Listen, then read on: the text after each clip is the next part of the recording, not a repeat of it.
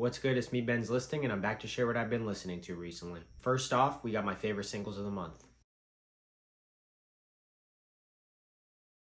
You might be seeing some names you don't recognize on this list. John Glacier is someone I heard about a while ago through their collaborations with Surf Gang, but at the time I didn't really like her stuff. After some time and with a new album dropping soon, I decided to check out this lead single, For You. This has easily been one of my favorite songs of the month, and she's definitely an artist I could see becoming more consistent in my rotations. Lil Shimmy is a rapper I've covered multiple times, so he'll be needing no introduction. The last time I posted him, he had dropped his album Zombieland along with the deluxe. Since then, he's dropped a Lost Files tape and some new singles. Only a few months having passed, he unexpectedly announced his new album, Nardy World. The last single he dropped leading up to this was a remix of his already released For You, this time featuring Brent Faiyaz. Although I haven't really enjoyed many of his recent singles, this one immediately hit on the first listen. This remix also ended up becoming his first placement on the Billboard Hot 100, so congrats to him. That's all I'm really going to talk about when it comes to singles, but I recommend checking out the rest of this list. If you want to see a more extensive rotation, you could check out my playlist titled Daily, only available on Apple Music for now. The first album I checked out this month was Tyler the Creator's Chromacopia. This one really seems to have the fan base divided. Personally, I think it's pretty fire, but one thing I will agree with the critics on is that I don't really see this as a step forward. To me, this just seems like all of his previous work jumbled into a pot and polished up a little bit to make it seem more modern. More so a full circle kind of moment rather than an evolution or a culmination of his sound over the years. That being said, my favorite tracks were Sticky and Darling I. Personally, I'm not really the biggest fan of Glorilla or Sexy Red, but this song was honestly just really catchy, and Wayne always kills his features. Next up is a project I've been waiting on almost all year long. Shed Theory finally drops Natural Born Theorists. They dropped earlier this year, but this tape was a whole different vibe.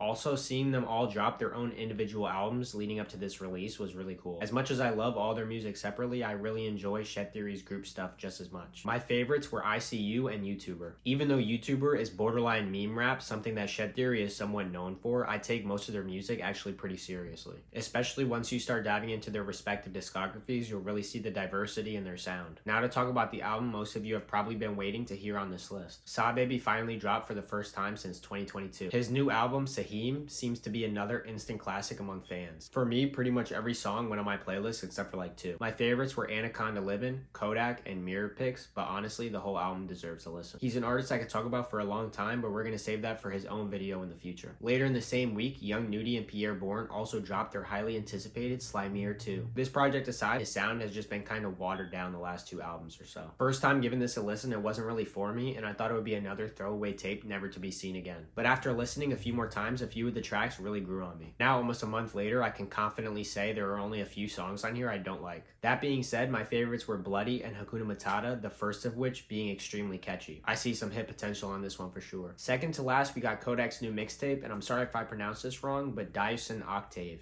Kodak is just one of those rappers I've always kept up with over the years. Since like 2021, he's been super consistent, dropping multiple projects a year. And he didn't disappoint with this one at all either. Comparatively to his last few releases, this one had a bit of a softer tone as he gets more vulnerable than usual. My favorite tracks were the lead single, Catch Fire, along with Drive the Boat and I'ma Be Real. With an honorable mention to the outro titled Inside I Suffer, which to me was a really standout track. Surprisingly, since dropping this not even a month ago, he's already dropped another album, which I'll be covering in more detail next month. The last thing that has really been in my rotation is actually two different projects from the same artist. That artist is none other than Duop Kane. He's been on fire this year, and he's actually dropped some of my favorite music from him in years. At the end of last month, he dropped I Am Not a Human Being. It was pretty good overall, with my favorites being G Shit and the bonus track Point of My Life. Those are pretty much the only songs from that project I've had in rotation, but I still thought it was worth the mention. That being said, his newest release at the beginning of the month, titled Down South, Down to Earth, was fire start to finish. I like this kind of vibe from him, and I feel like over his last few releases, he's really been polishing his sound more than ever. This one was a little bit darker of a sound than what I'm used to from him, and it came as a surprise to me he sounded so good on these type of beats. I recommend checking this whole tape out, but my favorites were Feelin' Lucky and The Name Is Kane. With the main albums from this month out of the way, honorable mentions to Shawn Mendes and Finn Sigil, who also both dropped projects of their own. Shawn Mendes isn't someone I usually listen to, but I try to keep an open mind. I didn't enjoy this entire project, but there were two songs that spoke to me.